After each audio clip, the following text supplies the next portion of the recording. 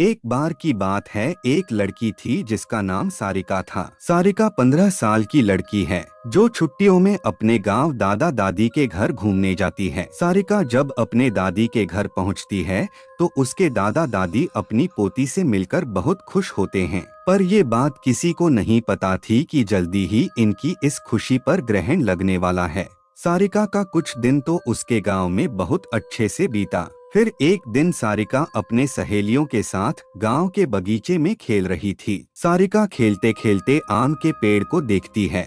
उसके बाद वो अपने सहेलियों से कहती है, चलो न आम तोड़ते हैं। सारिका ढेले से आम को तोड़ने की कोशिश करती है और उसका ढेला आम पर लग भी जाता है, जिससे आम गिर जाता है। पर आम गिरते हुए थोड़ी दूर मिट्टी में दबे एक पोटली के पास चला जाता है। सारिका जब आम लेने वहां पहुंचती है तो उसे पोटली का थोड़ा हिस्सा उसे दिखाई देता है। वो सोचती है कि क्या है ये सोचकर वो पोटली बाहर निकल लेती है।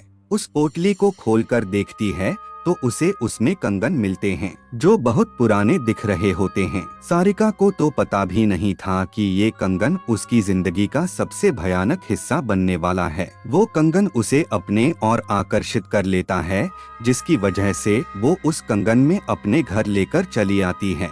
घर आकर वो ये सारी बातें अपनी दादी को बताती है और वो कंगन भी दिखाती है। फिर दादी ने जो कहा वो सुनकर सारिका डर से कांपने लगती है। दादी कहती हैं कि वो पोटली कोई आम पोटली नहीं थी, वो एक चुड़ैल की पोटली थी। तुमने ये कंगन उस पोटली से निकालकर उस चुड़ैल को गुस्सा दिला दिया है, वो तुम्हारे पास जरूर आएगी। सारिका डरते हुए दादी से बोलती है, मैं समझी नहीं दादी, वो क्यों और कैसे आएगी? दादी ने बोला, ऐसी ही पोटली में भटकती हुई आत्माओं को कैद करके जमीन में गाड़ा जाता है और तुमने उस पोटली को जमीन से निकाला है और उसका कंगन भी तुम लेकर आ गई हो। तुम इस मनहूस कंगन के साथ उस चुड़ैल को भी अपने पीछे ले आई हो। ऐसी भटकती हुई गुस्सैल चुड़ैलें अपना बदला लेती हैं। वो चुड़ैल भी हमसे अपना बदला लेने जरूर आएगी। सारिका इस बात से डरती तो है पर उसे ज्यादा यकीन नहीं होता। वो जाकर अपने कमरे में सो जाती है। उसी रात को करीब 1 बजे उसके कमरे की लाइट जलने बुझने लगती है। सारिका की नींद खुलती है तो देखती है लाइट नहीं है। वो अपने बिस्तर के बगल रखे टेबल पर पानी पीने के लिए मुड़ती है। तभी वो देखती है कि टेबल के पीछे कोने में कोई औरत बैठी है जिसकी आंखें एकदम लाल हैं और एकटक उसे ही देखी जा रही हैं। सारिका चिल्लाते हुए अपने दादी के पास जाती है पर दादी के कमरे में दादी उसको नजर नहीं आती। वो बरामदे में जाती है तो दादी उसको जमीन पर गिरी मिलती हैं। सारिका अपने दादा को खोजने जाती है पर उसके दादा उसे कहीं नजर नहीं आते। जब वो पूरे घर में अंधेरे में खुद को अकेला पाती है तो डर के मारे बेहोश हो जाती है। सुबह उसकी नींद खुलती है तो उसे अपने दादा दादी दिखते हैं। वो अपने दादी को सारी कहानी बीते रात की बताती है। दादी बोलती हैं, हम दोनों अपने कमरे में ही थे।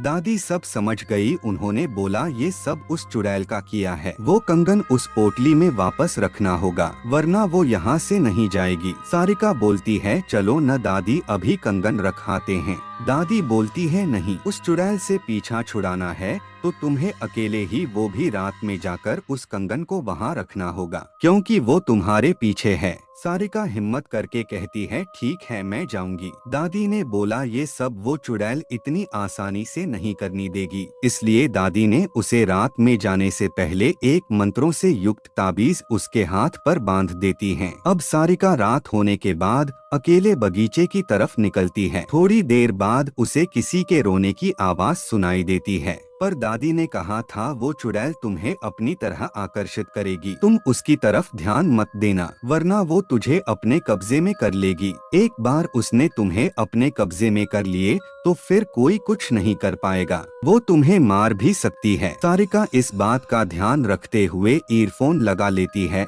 और गाना सुनते हुए चलने लगती है। तभी कुछ दूर जाने पर उसका मोबाइल काम करना बंद कर देता है। फिर भी वो चलती रहती है और उस पोटली के पास पहुंच जाती है। तभी उसे महसूस होता है कि पीछे कोई खड़ा है। पर दादी ने कहा था उसकी तरफ मत देखना, तो वो नहीं देखती है और डर की वजह से वो पसीने से लथपथ हो जाती है। फिर वो हिम्मत करते हुए उस पोटली को खोलकर उसमें कंगन रखती है और जमीन में गाड़ देती है और आंख बंद करके बहुत तेजी से वहाँ से भागती है। सीधे अपने घर आकर ही रुकती है। चुड़ैल से तो उसका पीछा छूट जाता है, पर वो इतनी डर जाती है कि दूसरे दिन ही वापस शहर अपने मम्मी पापा के पास चली जाती है। सारिका की जिंदगी का वो खौफनाक हिस्सा जिससे वो आज भी सोचने पर डर जाती है।